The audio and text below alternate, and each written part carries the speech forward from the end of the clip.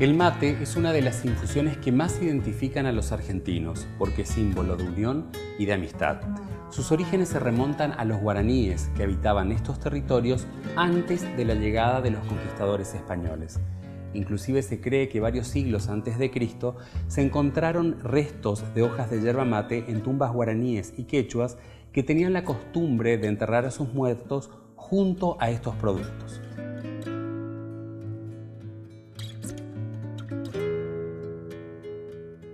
El consumo de la yerba mate dentro de lo que es la cultura de los nativos guaraníes se produjo mucho antes de la llegada de la conquista.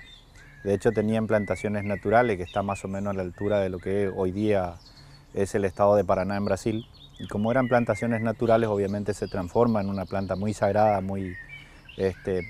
tiene muchas propiedades medicinales inclusive. Y los guaraníes mezquinaban mucho eso, porque no había, o por lo menos no se conocía, un método para hacer germinar la yerba. Entonces la planta era muy cuidada porque al ser natural, obviamente que tenían que proteger y otras veces tenían que caminar kilómetros para conseguir la yerba. Se toma el mate a manera de infusión, como nosotros lo conocemos hoy día. De hecho, en algún momento, en algún lugar aparece una información donde la bombilla conocida hoy día se hacía con cañas de tacuara. Se perforaba el fondo, se le ponía una especie de filtro y eso funcionaba justamente como la tradicional bombilla hoy día. Después la llegada de la conquista, obviamente que al ser tan pacíficos los guaraníes no vieron de ninguna manera una amenaza en la conquista, le invitan el mate, que todos sabemos es símbolo de la amistad, y la conquista comienza a adoptar la costumbre, porque obviamente se iba a quedar en la región, y ahí comienza uno de los grandes conflictos entre los guaraníes con la conquista, porque comenzaban a atacar los yerbatales, y comienza la pelea. En un momento determinado, Hernando Arias de Saavedra, que fue uno de los primeros gobernadores criollos que tuvo la región, suspende el consumo de yerba mate y a partir de ahí hubo grandes conflictos. Los chamanes también decían que era alucinógeno porque de alguna manera ellos con la yerba como que curaban las posibles enfermedades y eso obviamente que les daba garantía y sostenimiento dentro de lo que era su actividad. Y a medida que pasa el tiempo, por supuesto que este es un gran conflicto, un gran inconveniente, hasta la llegada de los jesuitas, cuando en realidad se dieron cuenta que no era ningún alucinógeno, que simplemente calma la sed, amortigua el hambre y por supuesto genera mucho más energía, porque al tener cafeína, que muchas veces confundimos diciendo que tiene mateína, pero en realidad el mate es el recipiente y lo que tiene en realidad la yerba es cafeína, por eso genera acostumbramiento en el organismo. Al darse cuenta de esto, comienzan a incorporar la yerba dentro de las misiones. Con la llegada de los jesuitas en el siglo XVI a estos territorios de América, la historia de la yerba mate cambiaría para siempre. Ellos le enseñaron a los guaraníes nuevas técnicas de procesamiento, pero lo más importante, le enseñaron a distribuirla y comercializarla entre los diferentes pueblos que componían las reducciones jesuíticas, lo que le dio un nuevo sustento económico a toda esa área geográfica. Las misiones jesuíticas comienzan en el año 1609 al norte de las cataratas del Iguazú, estimativamente a unos 350 kilómetros. Y entre otras cosas, el método utilizado por los jesuitas para convencer a los guaraníes a ejecutar la obra más allá de la necesidad de sobrevivir como comunidad, fue justamente sostener algunas de las tradiciones, como por ejemplo el mandato del cacique, el idioma y obviamente el tema de la yerba. Como la yerba estaba prohibida, tuvieron que hacer algunos estudios, inclusive tenían información de que la yerba era alucinógeno, después pudieron comprobar que no, y esto permite utilizarse la yerba dentro de los pueblos, pues se dieron cuenta de la utilidad y de lo que económicamente podía llegar a representar, contemplando que estos pueblos siempre tenían una industria que era exclusiva, y en el caso de San Ignacio específicamente, era la yerba el elemento de industria, del trueque, que si le hacía falta algo a otro pueblo, San Ignacio tenía yerba para poder cambiar. Entonces comienzan a incorporar la yerba dentro de los pueblos, de las misiones jesuíticas, y se cambia un poco la tradición esta de tomar el mate, y ya comienza a aparecer el famoso agua caliente con hoja de yerba, que vendría a ser el famoso mate cocido nuestro hoy día. Entonces ahí es donde comienza la producción de yerba, que fue obviamente con el ganado conjuntamente, porque no tenemos que desconocer que Córdoba está ubicado en el Camino Real y ahí es donde producían la ganadería y vendían todo. La yerba se transforma en uno de los sostén económicos más importantes de lo que fue las misiones jesuíticas. En los albores del siglo XX, Amadeo Bonpland descubrió las nuevas técnicas de plantación de la yerba mate, pero sin lugar a dudas se le debe a los inmigrantes europeos que llegaron a estas tierras su cultivo intensivo y su difusión. Una vez que se consolida la economía de las misiones jesuíticas, sostenido, como decíamos recién, a través de la yerba mate, el ganado y otras industrias, comienza un conflicto con los poderes en Europa que va a desembocar en la expulsión de los sacerdotes en el año 1767 y más tarde en la separación de la Iglesia del Vaticano, declarado esto por Clemente XIV en 1773. A partir de ahí todas las misiones jesuíticas comienzan un proceso de decadencia, quedan a cargo de otras órdenes como dominicos, franciscanos, y después se produce una destrucción intencional donde hubo una guerra de independencia conocida con el Paraguay en esta zona, en la zona del río Uruguay con Portugal, contemplando que Brasil recién se independiza más tarde, y esto deja en ruina las misiones. A partir de ahí todos los nativos comienzan a desertar, la mayoría de ellos se van a las grandes ciudades porque obviamente ya habían adquirido la nueva forma de vida, y quedan al descampado, al desierto, en el olvido, las plantaciones de yerba mate que en su momento cobraron demasiada importancia dentro de lo que era la economía de estos pueblos. A partir de esos momentos y un poquito más adelante comienzan a llegar los primeros inmigrantes y obviamente que antes de ello comienzan a llegar botánicos, biólogos, y uno de los más conocidos, Amadeo Bonpland, que comienza a hacer germinar la semilla de la yerba mate y a partir de ahí comienza a tener el rédito que hoy conocemos. Dentro de estas corrientes inmigratorias hay un hombre que se destaca de manera particular, el de Juan Sichowski. Él fue un inmigrante polaco que llegó a estos territorios y que fundó en la provincia de Misiones el primer establecimiento yerbatero. Su ingenio, su creatividad y por sobre todas las cosas su talento le permitieron fundar este local que actualmente funciona como un museo y donde podemos observar el proceso y las innovaciones que introdujo en la yerba mate.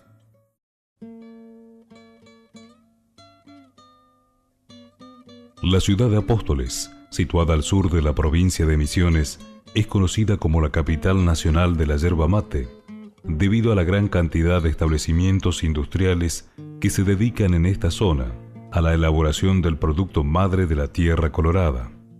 A tan solo 7 kilómetros del casco urbano de la ciudad se encuentra La Cachuera Sociedad Anónima, que es la más antigua de las empresas yerbateras de la provincia en actividad. En ese lugar se inauguró en el mes de agosto de 1997 el museo histórico que lleva el nombre de su fundador, Juan Sichowski, el cual fue declarado de interés turístico provincial en 1999. Todo fue realizado en el ámbito donde se desarrolló la vida y obra de este hombre, poseedor de una personalidad visionaria y laboriosa. En este lugar, el visitante podrá sentirse transportado por la magia del tiempo, apreciando su obra en estado natural, la que fue cuidadosamente conservada en su aspecto histórico y ecológico. A través del programa La Otra Mirada, los invitamos a conocer y recorrer el Museo Juan Sichowski, ubicado en el establecimiento La Cachuera, en la ciudad de Apóstoles, Misiones, capital nacional de la yerba mate.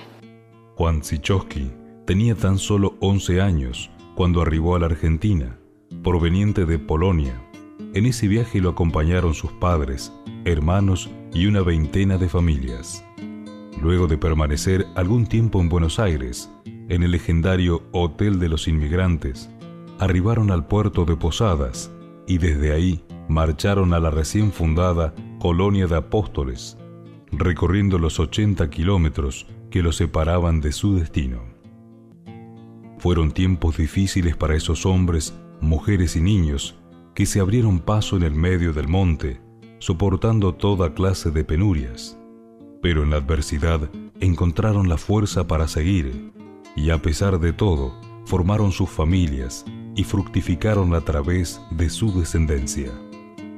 Bueno, en esta sala además podemos encontrar un rincón familiar donde se observa en primer término la cuna construida por don Juan para su primera hija, Susana, y otros objetos como un baúl donde se traían los ropajes desde Europa.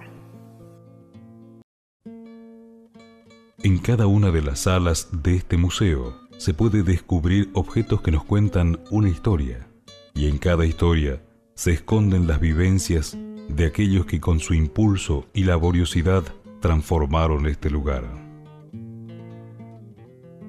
Además podemos observar una máquina fumigadora de hormigas. La hormiga minera era uno de los principales enemigos que tenía esta región de la provincia. En el interior de esta máquina se colocaba carbón encendido y azufre. Se tapaba la boca del hormiguero con este objeto y la salida. Luego se insuflaba el aire con este producto y las explosiones subterráneas exterminaban a las hormigas mineras. Aquí en el centro de la sala número 1 podemos observar la fragua donde se calentaban los metales para luego trabajarlos en el yunque.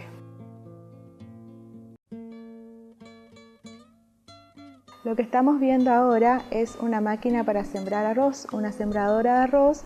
Antiguamente el arroz se sembraba al voleo.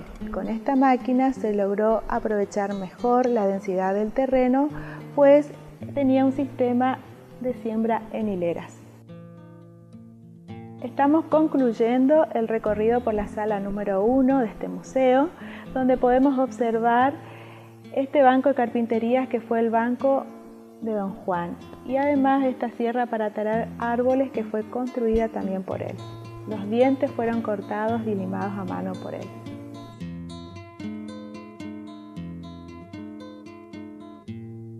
En 1914, el joven Juan viajó a Buenos Aires en compañía de su padre Julián, donde permaneció durante 8 meses. En ese lugar se empleó en una herrería, en cuyas inmediaciones existía un taller que contaba con un torno de precisión de origen alemán, que realmente lo impactó. Se quedaba en la puerta observándolo durante horas, hasta que un día el dueño le hizo entrar y le permitió trabajar unas horas con él. El joven Juan memorizó su funcionamiento y a su regreso a Apóstoles, instaló su propia herrería y comenzó a construir su primer torno de madera con fresa de acero, el que accionaba con un malacate a tracción a sangre.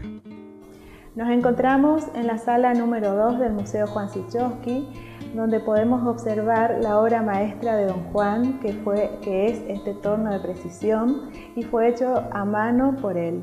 Podemos observar el sistema de engranaje, cuyos dientes fueron cortados y limados a mano por él.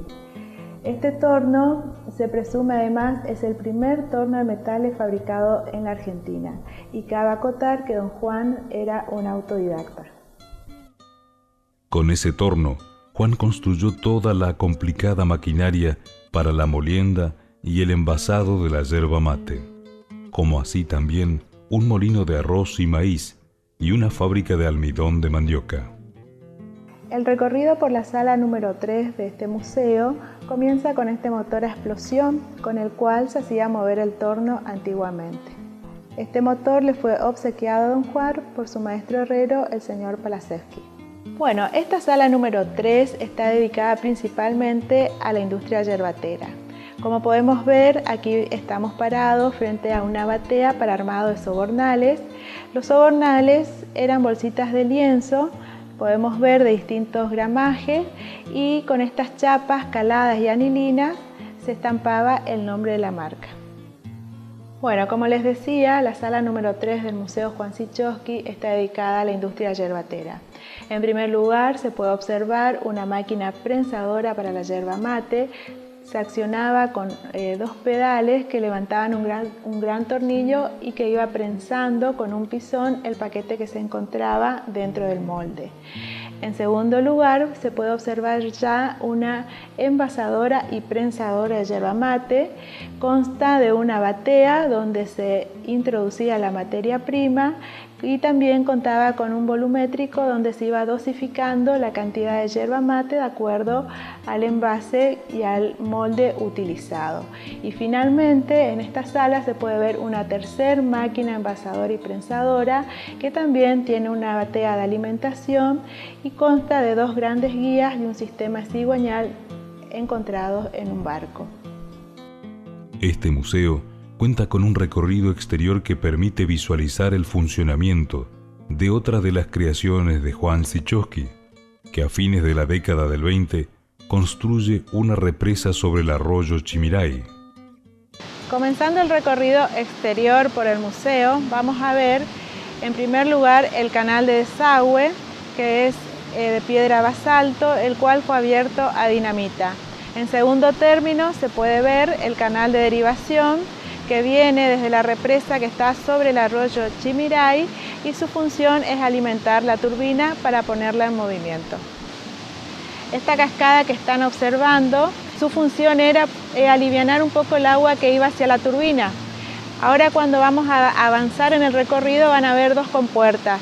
Una dejaba pasar el agua hacia la turbina para su alimentación, y la otra compuerta, al levantarla, provoca esta cascada que están observando para que pueda pasar menos agua hacia la turbina y el resto de agua, el agua sobrante, volvía hacia el Chimiray y generaba esta cascada que estamos viendo. Bueno, como podrán observar en lo que estamos viendo de todo nuestro recorrido, este museo no solo encierra cultura e historia de nuestra provincia y de nuestra región, sino también que se encuentra rodeado de un marco natural que invita a todos a pasear y a visitar este lugar. Continuando por nuestro recorrido exterior, estamos ahora en el segundo puente, donde estamos observando el canal de derivación. Este canal tiene 700 metros de largo y proviene de la represa, como les dije anteriormente, que se encuentra sobre el arroyo Chimiray.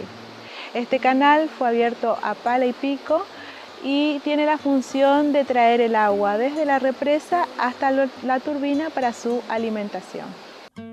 En un ámbito de total armonía con la naturaleza, Juan Sichowski comprendió la importancia de cuidar el medio ambiente en cada una de las acciones que desarrollaba. Bueno, sintetizando un poco, llegando al final del recorrido exterior, podemos acotar que las obras de Don Juan no alteraban el orden de la naturaleza, tenían un sentido ecológico. En este caso estamos hablando de los canales artificiales que fueron construidos por él. El canal de derivación tenía la función de traer el agua, y una vez que se ocupaba el agua para hacer funcionar la turbina, era devuelta nuevamente a su curso en el arroyo Chimiray. Reingresando al complejo, se llega a la última sala de museo, donde se puede ver el funcionamiento del molino de arroz y maíz gracias a la acción de las turbinas. Historia, cultura y tradición se encuentran aprisionadas dentro de cada una de las paredes de este lugar, en las que un hombre, junto a su familia, transformó la manera de producir, respetando a la naturaleza. Detrás de cada objeto que se exhibe en este museo, hay una historia por descubrir, y en cada una de ellas siempre encontramos la impronta de Don Juan Sichowski, un genio polaco que perduró en el tiempo a través de su legado.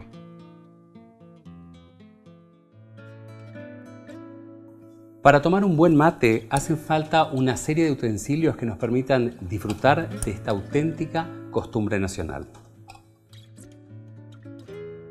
Para disfrutar de un buen mate necesitamos ciertos utensilios, por ejemplo el recipiente, el mate o calabaza que ya lo utilizaban los guaraníes. Colocaban las hojas frescas, aplastaban las hojas y después filtraban directamente con sus dientes. Por supuesto que el recipiente, desde la calabaza, que es el fruto de la legendaria vulgaris, tuvo un recorrido bastante amplio. Después, con la llegada de los jesuitas, se impuso el mate de madera, que era un mate un poco más higiénico que la calabaza y que hoy por hoy también tiene sus fanáticos, principalmente en la Patagonia, que se busca mucho el mate de madera.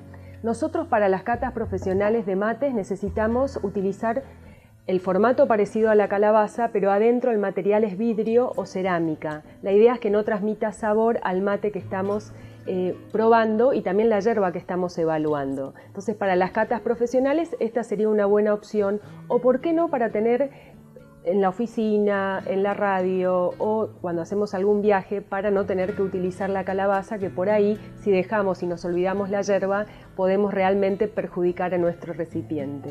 Después, otro utensilio fundamental es la bombilla. Originalmente los guaraníes descubrieron la bombilla de tacuaro o tacuapí, que la idea era también poder colocarla dentro de la calabaza y de esta manera poder filtrar el mate y ya no utilizar los dientes para filtrar el líquido. Esta bombilla se tomó el mismo formato para hacer después las de metal, que hoy por hoy son las más utilizadas y las más buscadas, principalmente de alpaca. O sea, si vamos a invertir en una bombilla, es fundamental conseguir una bombilla de alpaca y, por supuesto, realizar una buena higiene una vez al mes para que nos pueda durar bastante tiempo. Siguiendo con los utensilios, tenemos la pava, que originalmente lo utilizaban también los gauchos en el campo. La idea era que después de sus caminatas pudieran llegar a donde estaba el fuego y poder tomarse unos buenos mates. Y esta pava, que toma también el nombre de la gallina que estaba con sus huevos empollando, después pasa a lo que es el termo, que es lo que nos permitió a nosotros poder llevar el mate a la calle y poder también trasladar ese mate a distintas partes. Así que bueno, estos son algunos de los utensilios que necesitamos para disfrutar de un rico mate. El ritual del mate acompaña a los pobladores de esta región desde tiempos inmemoriales. La ronda del mate ofrece un espacio para la confraternización y la posibilidad del diálogo. El tomador de mate elige de quién recibe y a quién lo otorga.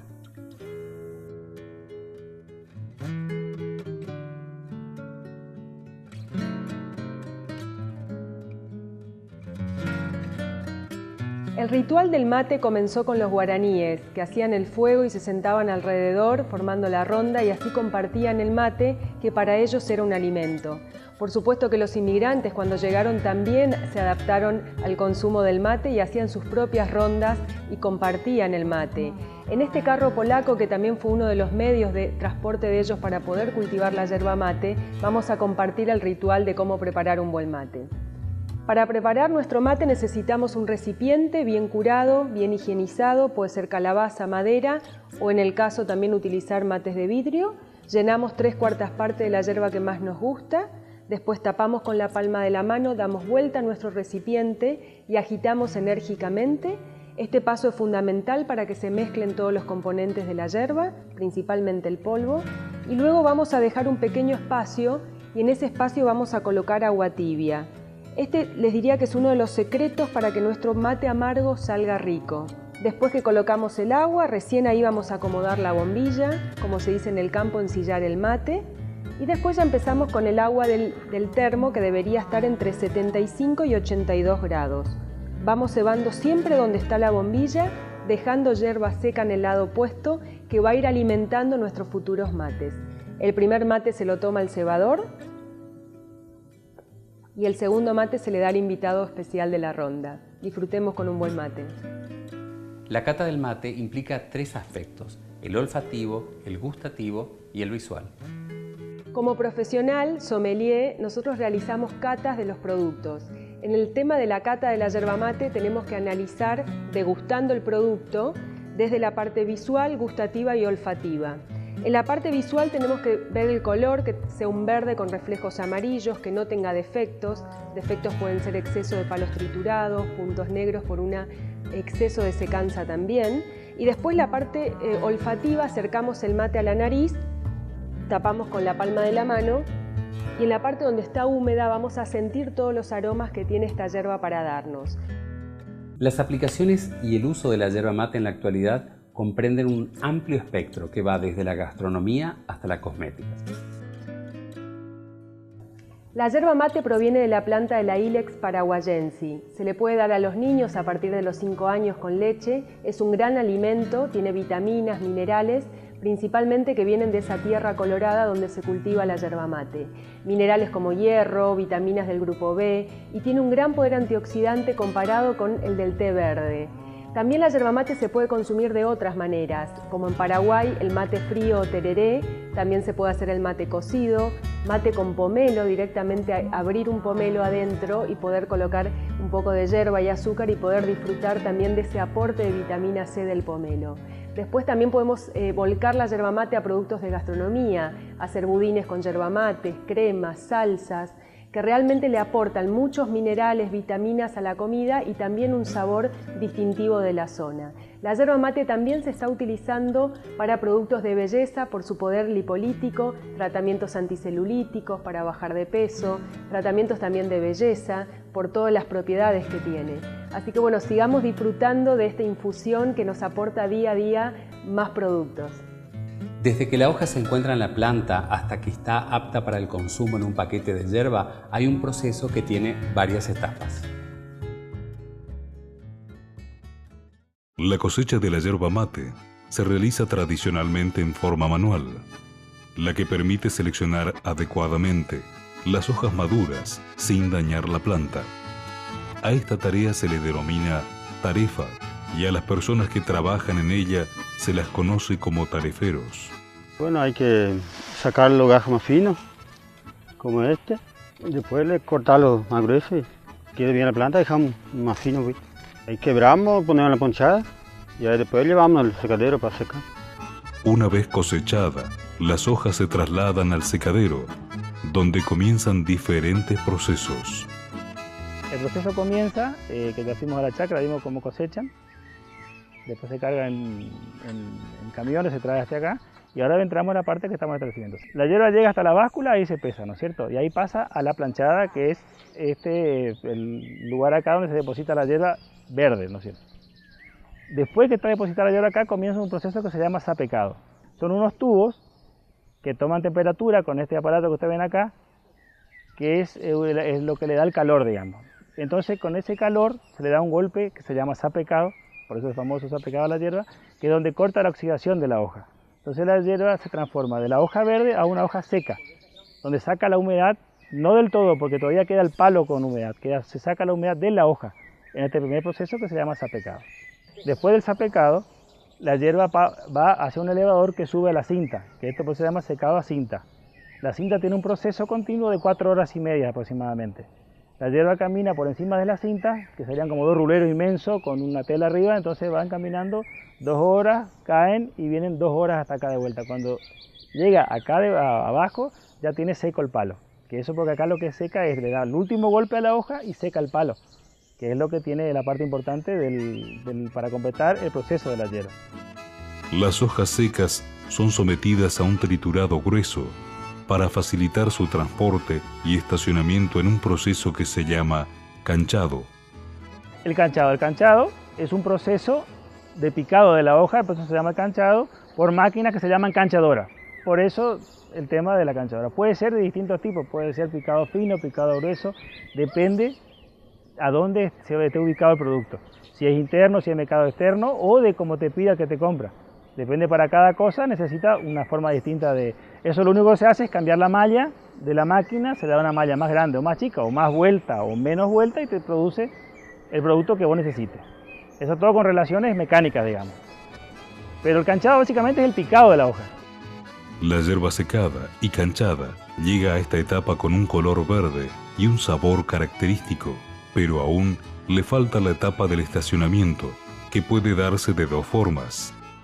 Hay 2 formas, el estacionamiento natural y el forzado, digamos. El natural es cuando dejas entre 1 año y medio o 10 meses o 2 años, depende como quiera, la hierba en un depósito sin tocarla.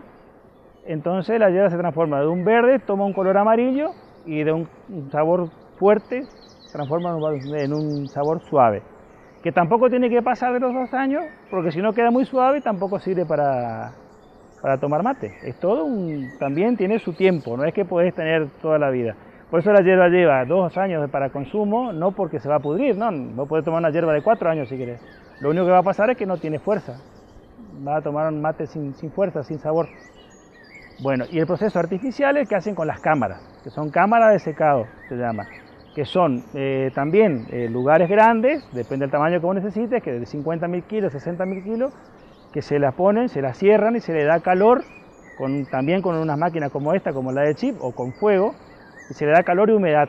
Entonces el proceso que se pasa en 1 año, en la vida, digamos, ese año se lo transforma en 30 días o 45 días adentro de la cámara. ¿Qué pasa con eso? El color es igual, pero el sabor no es igual. O sea, el color queda como la de 2 años de estacionamiento, pero el sabor no es tan bueno. Por eso las hierbas de cámara son más fuertes, por más que tengan un buen color, el sabor no es como el estacionamiento natural. El estacionamiento natural son 2 años sin tocarla. Financieramente es muy caro, por eso hay muy poca gente que puede hacer eso.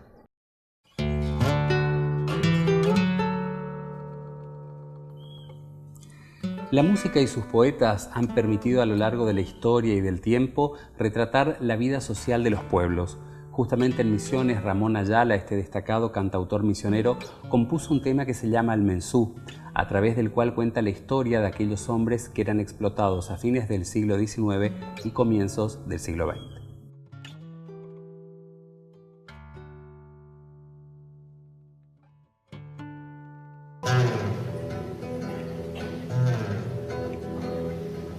Selva, noche, luna, pena en el yerbal. El silencio vibra en la soledad. Y en la vir del monte quiebra la quietud. Con el canto triste del pobre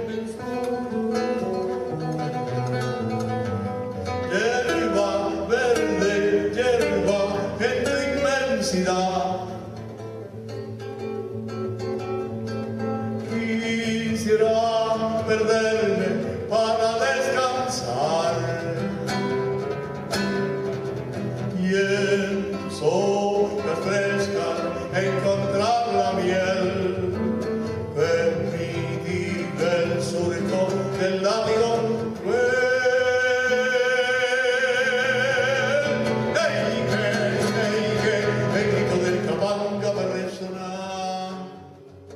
En la cultura de nuestro país, el mate está presente desde tiempos remotos, desde las antiguas leyendas guaraníes transmitidas de manera oral, pasando por el Martín Fierro y otros poemas. El mate forma parte de nuestra cultura popular.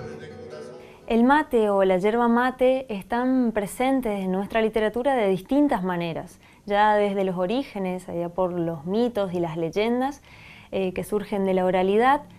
Conocemos la leyenda de la yerba mate, ¿sí? Que trata de una tribu que se movilizaba por distintas regiones y donde un anciano de la misma no podía movilizarse y decide quedarse en un lugar, a sentarse con su hija, y reciben la visita de un extraño personaje que se descubre más tarde que es un dios, y que les regala una planta muy particular de la que iban a poder alimentarse y que iba a ser la señal de la amistad. Y esta es precisamente la planta o la hoja de la yerba mate o la callarí.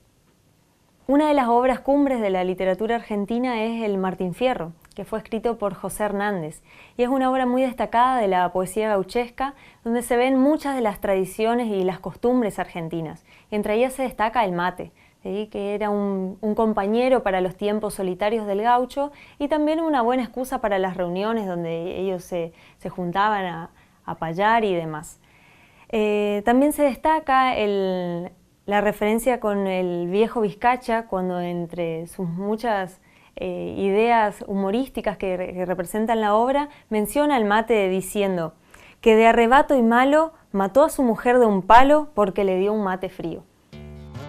El poeta nicaragüense Rubén Darío fue un habitual huésped de la Argentina hacia fines del 1800. Durante sus visitas a nuestro país, observó en la confraternización de la rueda del mate un signo auspicioso para el futuro de la humanidad. El literato relacionó esta costumbre con la pipa de la paz que fumaban los indios Sioux norteamericanos y la vinculó con la bombilla de los aborígenes guaraníes rioplatenses.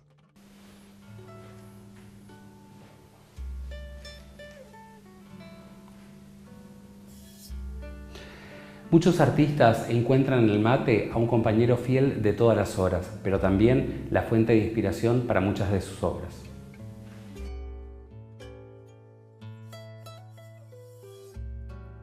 Para mí el mate es un compañero fiel, tanto en las largas horas de trabajo, de pintar y pintar, como también en esos momentos que uno necesita el descanso. Sobre todo cuando necesitamos estar inspirado, qué mejor estímulo que hacerse un mate y bueno, rever todo en cuanto a la creación de lo que estamos haciendo, ¿no? Como artista siempre me interesó el tema del mate y Como vemos acá, por ejemplo, una obra que ya tiene varios años, vemos plasmado un mortero, vemos la hoja de la yerba mate y vemos la yerba mate dentro de un cristal.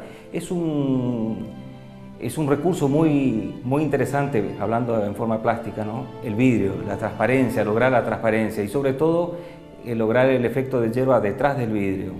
También vemos un antiguo jarrito de hierro enlosado que se ven los golpes. Esta obra refleja un momento en la chacra típicamente de Misiones, ¿no es cierto? Donde están todos sus elementos más comunes, más propios de ellos. Vemos la típica jarra de hierro, vemos todos los colores fríos, vemos los verdes, y lo único que está en la paleta, que es cálido, lo vemos como al mate y a los rojos que pertenecen a la parte de lo que es elementos costumbristas de la zona, ¿no? Bueno, en esta pintura vemos plasmada como elemento esencial al mortero, como se denomina aquí. Es un mortero hecho a mano. Se usaba para machacar la yerba y como parte para encerrar la composición tenemos al porongo, que también se denomina así en la zona, y a la jarra de hierro. Vemos la yerba ya sacada del mortero y las hojas de la yerba mate. Bueno, acá tenemos una de las obras más antiguas que he pintado con el tema de la yerba mate. Está ambientada, ¿sí?, en un secadero y vemos como centro, núcleo de esta unión al mate en sí. La obra está titulada Historias del abuelo. Es como que el abuelo está contando cosas, anécdotas, historias. Y qué mejor compañero para compartir esos momentos, el mate.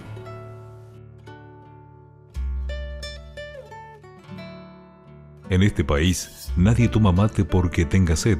Es más bien una costumbre que se convierte en la pregunta obligada luego del saludo.